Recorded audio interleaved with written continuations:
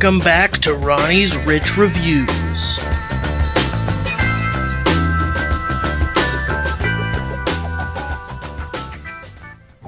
First up on the docket is the Oscar nominees.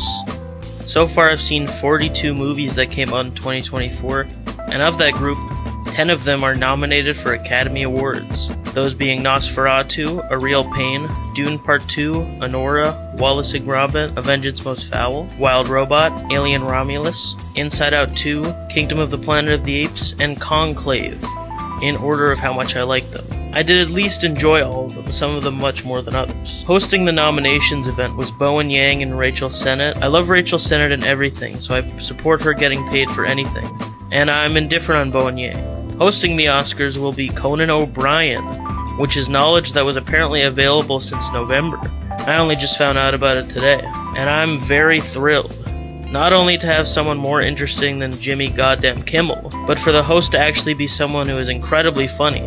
I'm very confident he'll deliver. On to the actual nominees. I'll only mention the parts that I have something to say about. First of all, I haven't seen any of the shorts or documentaries or international features, but I'll try to get around to a good chunk of those by the time the Oscars roll around. The Best Picture category includes Anora, The Brutalist, A Complete Unknown, Conclave, Dune Part 2, Amelia Perez, I'm Still Here, Nickel Boys, The Substance, and Wicked. I'm super happy for Anora and Dune 2. They're some of my favorite movies that came out last year. I would also put them in a top 10. It's cool to see The Substance nominated for Best Picture, even though I haven't seen it, but just for the horror representation. Alien Romulus got a nom for visual effects. I was half expecting Nosferatu to make it on the Best Picture list with how many nominations it got. Namely, it got cinematography, which I was not expecting, but I feel it easily deserved, and would be my top choice if it wasn't for Challengers. Well, I guess Challengers wasn't nominated for cinematography, but at least it got a nomination for... nothing? The best cinematography and music and acting and directing I've seen from all of 2024, and it got no nominations. Wow. You get nothing! You lose! Good day, sir! What a miss from the Academy. Very embarrassing.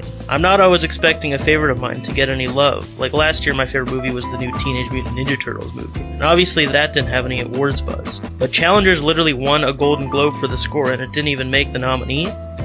Yikes. Anyway, speaking of score, the ones that the Academy chose over the amazing work of Trent Reznor and Atticus Ross were not deserving out of the ones I've seen. I imagine Wicked had good music, as it's a musical, and I know little about Amelia Perez and The Brutalist, but Conclave and Wild Robot? For what reason?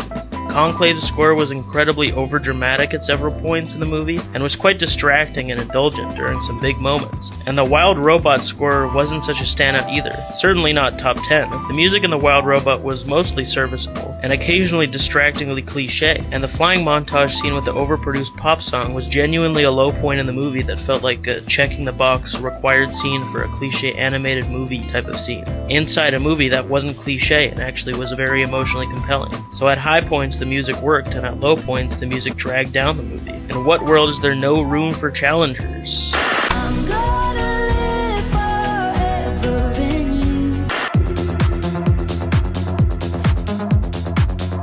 you. This is insane decision making. The acting categories didn't have any shocks. Of course no challengers or Lily Rose Depp for her immaculate performance in Nosferatu, but it was cool to see Kieran Culkin and Mikey Madison get their flowers for their incredible work. Ralph Fiennes and Isabella Rossellini were both nominated for Conclave, and I don't really think of either of them as a tippity top tier performance.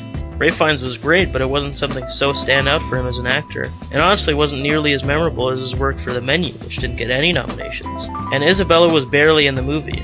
I like Conclave. I didn't love it, but these nominations it's getting are making me resent it. I honestly might bump it down from a 6 to a 5 the more I think about it and how much it doesn't deserve any of these Oscars in my mind.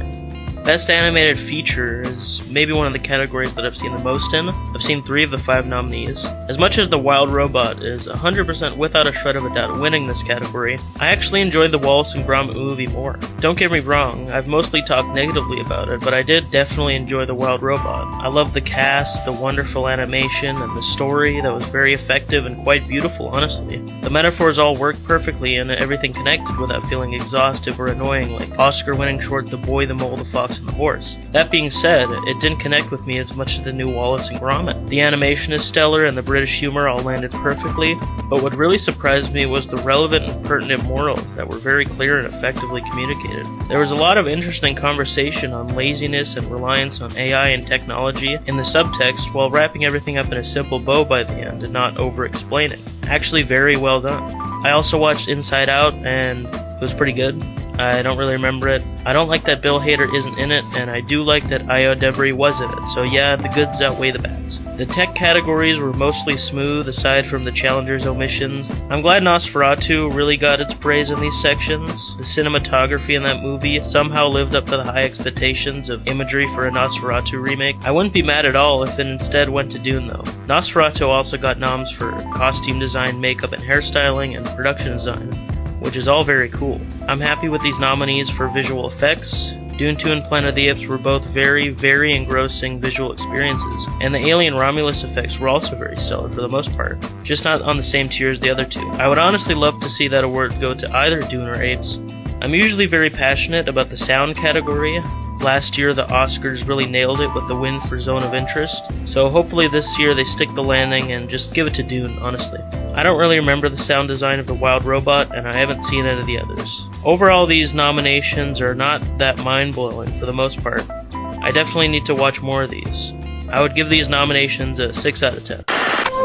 Every year, the film industry gathers in Los Angeles to present the Oscars. It's a magical evening filled with stars and surprises. Meanwhile... Anyways, enough prestigious old people talk. It's time to talk about some up-and-coming artists who I think deserve more praise. I found both of them on Instagram Reels, so I guess that places an all-slot. First of all, Semicolon Avenue by Pallaway and Mad Dave. Two new artists, and they both pulled their weight on this project. First, I'll talk about Pallaway. She's a trans artist who takes up most of the vocals on the album, and she absolutely kills it with hard-hitting verses and a great flow.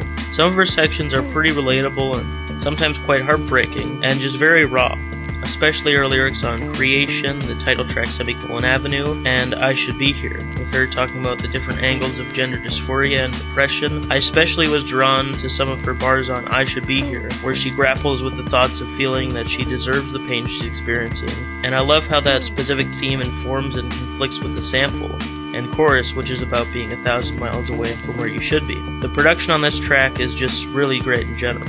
She's very against herself, and you should be too. Please hate me, please, and please hate me more.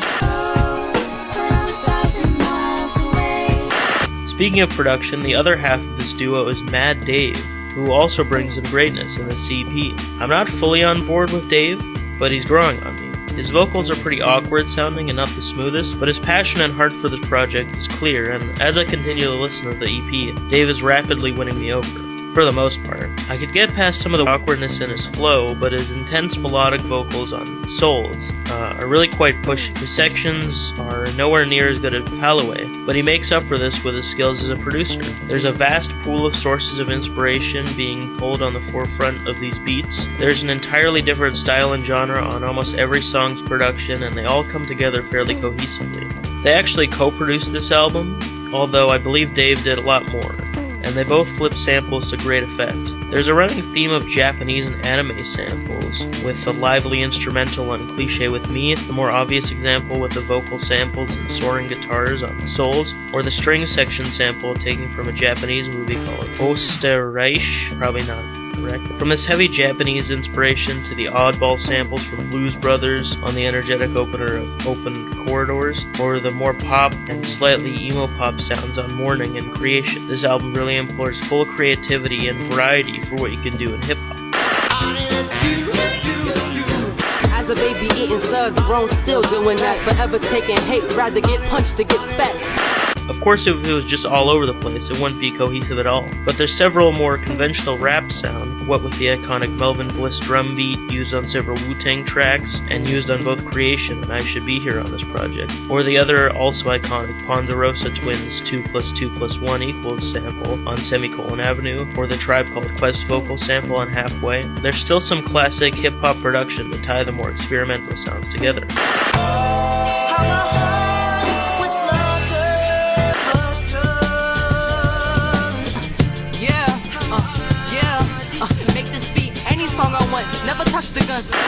Overall, I think you listeners should all go check out this project.